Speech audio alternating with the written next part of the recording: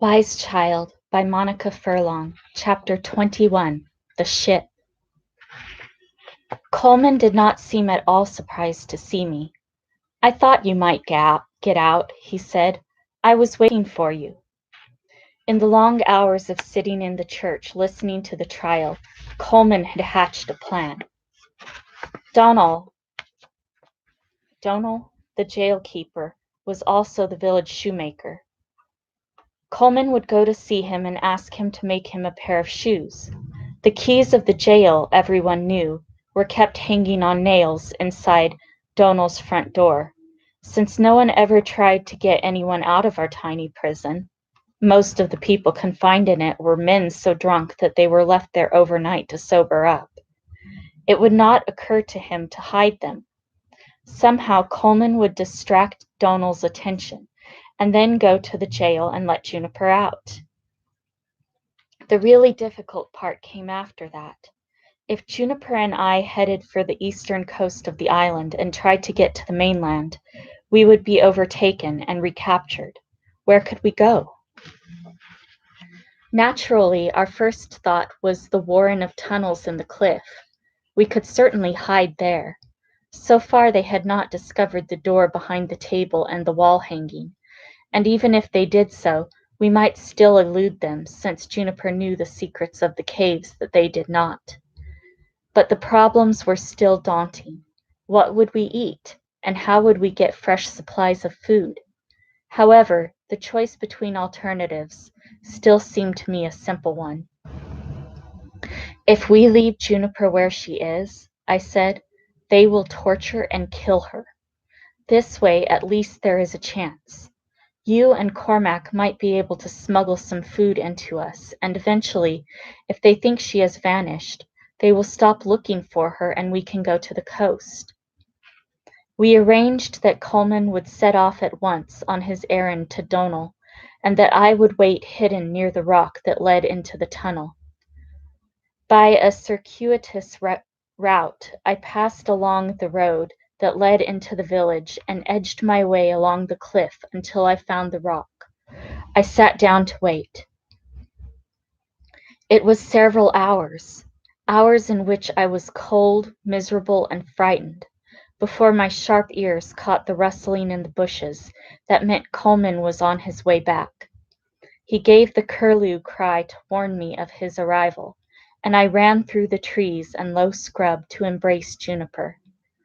Even in the darkness I could feel her cheerfulness and calm, as if all of us were engaged upon some delightful adventure instead of fighting for our lives.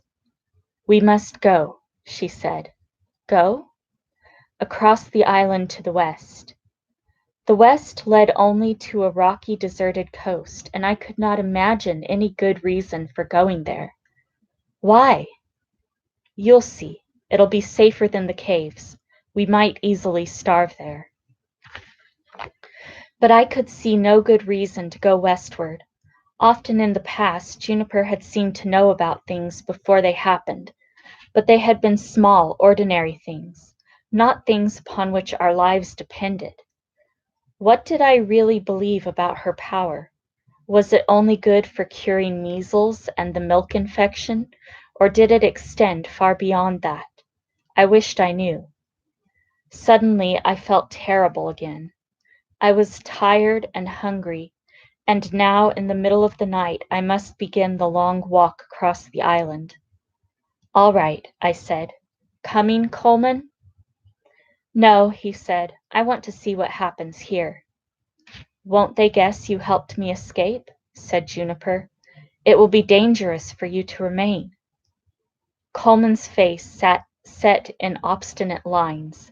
She did not argue with him. "All right, let's go," she said to me. I still do not care to remember that journey.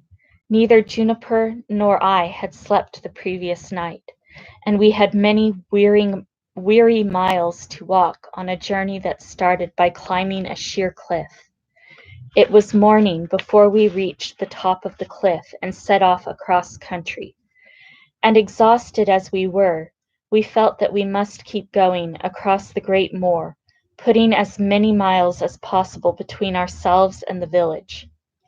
Colman had thoughtfully given us a loaf of bread, but it was the only food we would have for several days, so we did not dare eat too much of it. We drank some water from a stream and lay down for the night on some stones, but it was so bitterly cold that we alternately lay huddled together for warmth or walked up and down. Far from rested and desperately anxious about pursuit, we set off again early the next morning. Juniper was very pale and silent, but at moments her old gaiety would flash out.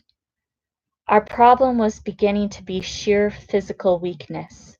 The journey was perhaps only 40 miles or so from start to finish, but hungry and tired as we were, it seemed much farther. The second day in particular seemed to drag on forever, my mind playing tricks with time so that one moment I would imagine we were nearly at the end of our journey, and the next we had only just begun it. When one or the other of us was feeling stronger, she would sing or tell a story to keep up the spirits of the other, trying to make it bearable to keep our weary legs moving. There was a princess, Juniper would say, who was so cross and ugly that she had no suitors at all, although she was the heiress to a vast estates. For a little while I would forget my troubles. All this will be good to look back upon, Juniper said once, and I fervently wished that I was already looking back upon it from some safe and comfortable situation, rested and well fed. The second night was worse than the first because it began to drizzle. What will happen when we get to the coast? I asked Juniper. I don't know, she replied. It was not a reassuring answer. So why are we going then? I longed for a crumb of comfort. Because it feels right, she said. I could not think of another question, but decided at that point that Juniper might be a little mad, and that probably there was no hope for us. We would get to the coast, and there we would be trapped until Fillen's men came and caught us. Next morning we set off, limping, unable to imagine that we could finish the journey. By now we had our arms around each other's waists, each helping the other along, encouraging, supporting when, as often happened, one or the other of us stumbled from fatigue. Suddenly, away in the distance, we caught a glimpse of distant islands and of the sea, and we broke into a ragged cheer. All of this while we had often looked behind us during the daylight hours, scouring the bleak moorland for signs of pursuers. In the brief hours of sleeping we had dreamed of capture. As we used the last of our strength to breast a shallow hill, I turned, the way I had done often before on this flight, and away on the hillside behind us I could distinctly see 3 figures silhouetted against the sky, one tall, one medium-sized, and one small. Behind them, I guessed, still out of sight beneath the brow of the hill, there might be many more. I kept silent. If disaster had overtaken us at last, I could not bear to know it. Now at last we were standing on the cliffs, with the sea at our feet, and a splendid landscape of islands before us, the one that looks like a ship and the one that looks flat like a hat.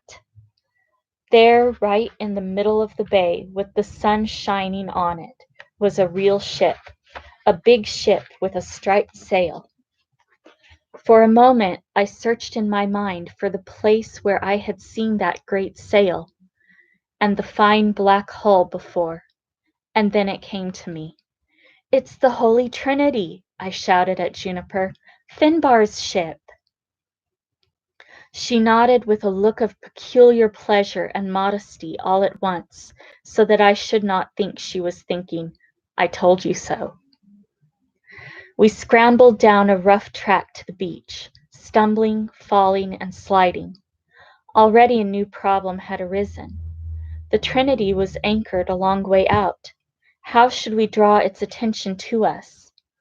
I remembered the men on the hillside behind us, perhaps an hour away from us. If Finbar was to rescue us, then we must waste no time. We shouted. Juniper took off her white underskirt, put it on a stick, and waved it. I hunted for driftwood and then tried desperately and hopelessly by rubbing stones together to make the spark that would light a fire. No response came from the ship.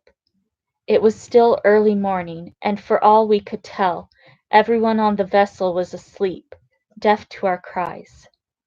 Eventually we sat down exhausted, our brief spell of energy spent now that no answer came from the Trinity. It seemed the moment to tell Juniper of what I had seen on the hillside, and sadly, heavily, I did so. She nodded. More from instinct than from any hope that we would escape detection there, we used the last of our strength to scramble into a cave high in the cliff wall, above the beach. Here at least we could watch the Trinity for signs of life, could continue to hope till the last moment. If Finbar only knew I was here, I said sadly. I felt a great surge of love for Juniper, who had cared for me and whom Philin would destroy.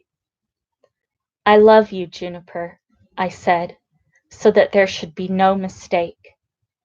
I know, she said. I love you, wise child. So deeply was I into the sad feeling of being trapped because we could not tell the Trinity we were there, that I did not at first notice the extraordinary sound from the cliff overhead. There, quite distinctly, was the cry of a curlew, repeated 3 times. To the surprise of Juniper, who knew nothing of our secret call, I leapt up and tore out of the cave, tumbling down the beach so that I could look up. There, many feet above me, stood the figures of 3 people, Colman, Cormac, and a tall, sunburned figure with hair as black as my own and a great beard. With an extraordinary sense of joy and recognition, of dizzy happiness and shaking wonder, I realized that I was looking at Finbar.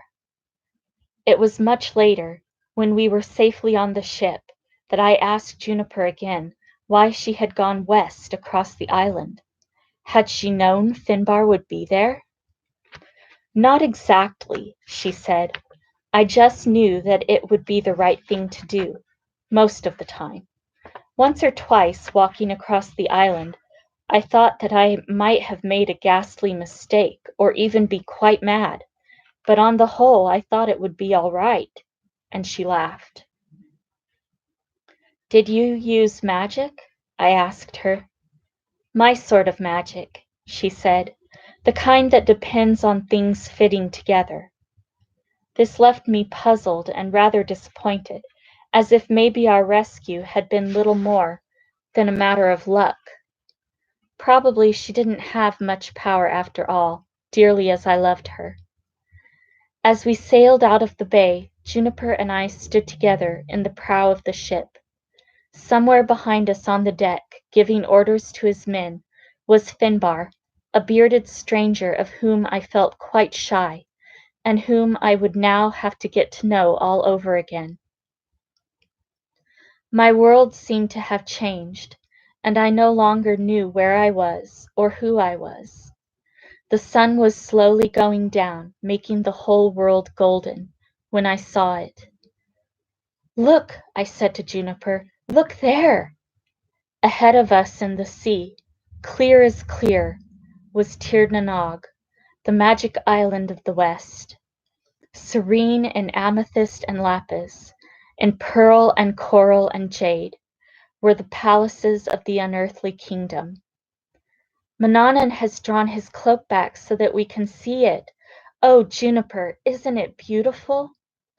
I turned to look at her and saw, not my own familiar Juniper, but a woman crowned and glorious, beautiful and strong, a magician at the height of her powers. At that moment I knew, beyond a shadow of a doubt, that I, wise child, should become a Doran.